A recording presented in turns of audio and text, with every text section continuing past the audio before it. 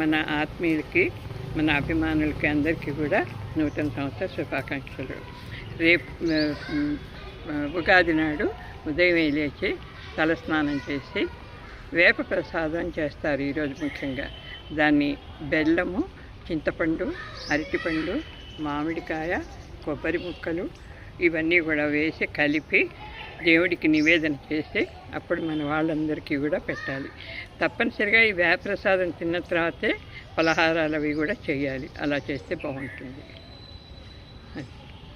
వేప ప్రసాదం తయారు చేసి దేవుడికి నివేదన చేసి మన ఇంట్లో వారందరినీ కూడా స్నానాలు అవి అయిన తర్వాత వేపప్రసాదం అందరికీ పంచాలి. మన ఇంటికి వచ్చిన బంధువులకి కానీ, ఇరుగు పొరుగు వాళ్ళు కానీ ఎవరు వచ్చినా కూడా తప్పనిసరిగా ఈ వేపప్రసాదం పంచాలి. అది ప్రసాదం తీసుకున్న తర్వాతే పలహారాలు చేస్తే మంచిది. ఈమె పేరు అనూష అండి. వీళ్ళ రాయలసీమ ప్రాంతం వాళ్ళు. ఇక్కడే మా ఇంటి దగ్గరే ఉంటారు. మేమందరం కూడా కలిసిమెలిసి ఉంటాము. ఎప్పుడన్నా ఏదైనా పండగలు అవి వచ్చినా, ఏదన్నా శుభకార్యాలు అయినా కూడా అందరం ఒక చోట చేరి మాట్లాడుకోవటం అది చేస్తాము. ఏదైనా రాకపోకలు అవి కూడా చూసుకుంటాము. అలా గడుపుతుంటాము.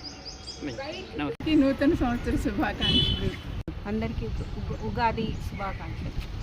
అందరికీ నూతన సంవత్సర పరభవనాత్మక శుభాకాంక్షలు. అందరికీ ఉగాది శుభాకాంక్షలు. అందరు కలిసి చెప్పండి. అందరికీ ఉగాది శుభాకాంక్షలు. మన అభిమానులకి, ఆత్మీయులకి అందరికీ కూడా నూతన పరభవనాత్మక శుభాకాంక్షలు.